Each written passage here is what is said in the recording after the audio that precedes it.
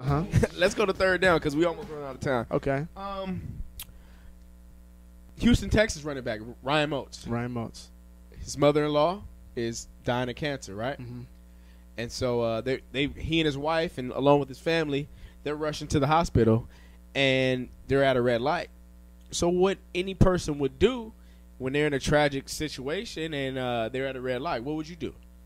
Run every red light. Exactly. So he looked both ways at the light that was right across from the hospital, and he decided to run it. Lo and behold, there was a cop who saw him run the red light and stopped him and harassed him and gave him a hard time. He's like, "Look, my mother-in-law is dying. Like, come on, man." Yeah. But the cop felt the need to still write him a ticket and, detain him. What's up with that? Like, it's a cop taking his job too seriously and not showing the compassion that a real human would like really show. An example, when you give a monkey a badge, and how they just abuse it. Yeah. Now, initially, you saw a person running around red light. Woo! You go get him. Do your job. I'm not telling him not to do his job. When you see people at a hospital, they plead, "Look, my mother is dying. Let me get in there." Even Ryan Moats said, if he would have written me a ticket after we were done, I could respect that. You know what? Follow me there and let me get her in there. Help him get VIP. Get him to the front door. See, what people fail to realize is their job is to protect and serve. And serve justice and serve a little bit of humility and humanity. You know what I'm saying? And common sense wise. Common sense always should prevail. That's a bad PR move. Horrible. Like that police department looks terrible. Oh yeah. That looks, because you got to use common sense. Oh my God, I'm a police officer. Let me do something to help. When he got done with Ryan Moats, the lady had passed away already. Yeah. How terrible would you feel being a cop and you detain someone? You've been in that situation. Yeah. You lost a mother. You know what I'm saying? Man, I would really feel like the lowest thing on the earth. Exactly. If somebody's life was in my hands and I could really do something about it, and I just sat back and hey boy, show me your license. You know what I'm saying? Yeah, it's a bad PR move. You got to think image wise. Yeah, it doesn't look good. Like, it's a bad PR move and it's a bad and it's a bad financial move because they about to get sued for about $93 gazillion. Right, and some fruit snacks. And some fruit snacks, gummy bears too. Have you had some fruit snacks lately? You know what, man? I just bought some from Costco, a big bundle, like 17 packs for like $3.99 or something like that. Ew. Yeah. Cavities. Had to swallow my whole. Just Mines. I'll go. Mines. Good. Well, we do go forward on fourth down. So our fourth and final topic for this segment: Kentucky. University of Kentucky basketball. Kentucky, by the way, is like the Notre Dame of college basketball. Man. It's the New York Yankees of college basketball. That's like the Mecca. It's the Mecca of college basketball. You know what I'm saying? Although it gained its history during a time where, Jim Crow laws were enforced with Adolph Rupp. But, I mean, Caliperi, was Jim Caliperi, right? Coach for the Memphis Tigers, has now signed with the Kentucky Wildcats. Do you like the move? Call the cat. Call the cat. Do you like that move? You know what, man? I really don't like it. Why? Because this is why, man, I don't like it. You rather him stay at Memphis? I would rather him stay at the house that he built, for one thing, because they have been at the pinnacle so many times. I'm getting ready to tear you a new one. You're showing disloyalty to your ball players because loyalty. They could have went to Duke, to UCLA, to North Carolina, but they chose your school to learn from your teaching, and you just gonna vote for a few more dollars. How long has Calipari been in Memphis? He's been in Memphis for about a good 5-6 years. They play in the Conference USA.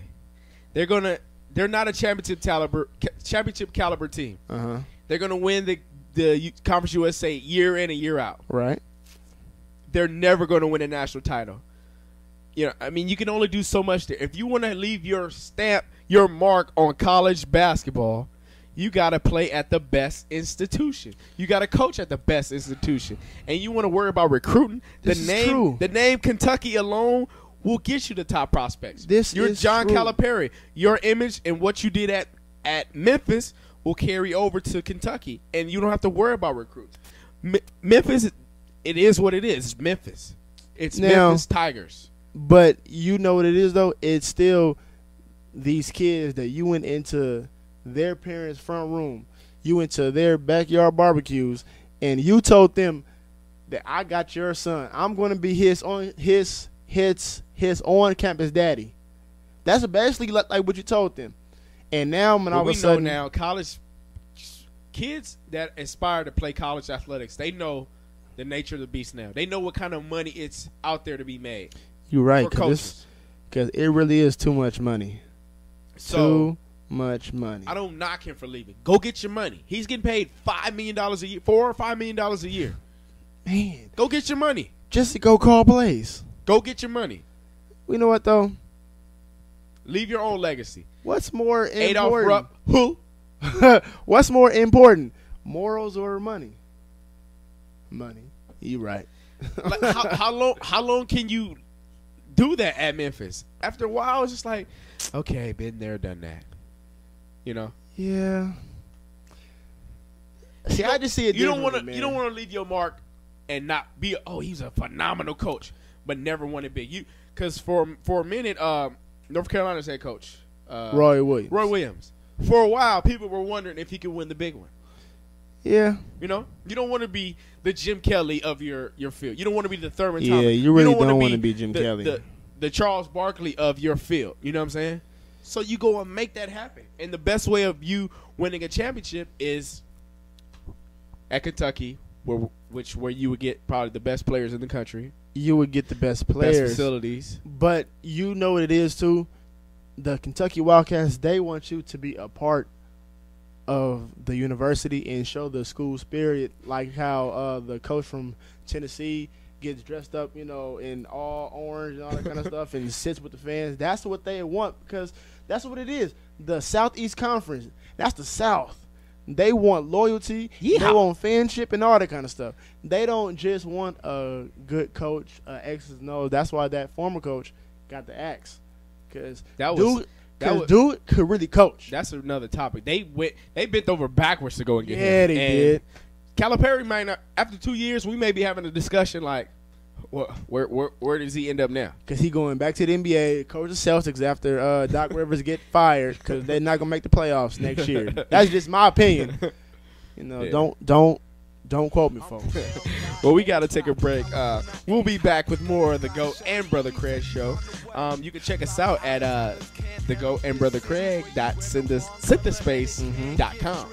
And you can also check us out at MySpace backslash. Black slash? There's a black slash in MySpace? See what that slash is? Black, right?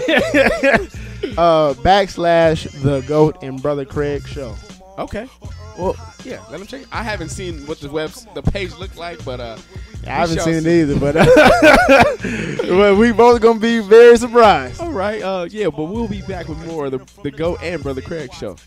Simone, my friend. Traffic in that gang bang culture, and I hope the way we do the damn thing don't insult you. I'm from LA, Southern California through the West Coast, where everybody is somebody and the game is fame. Do everything with the bang, and everybody wanna know what sets you claim. I'm from LA.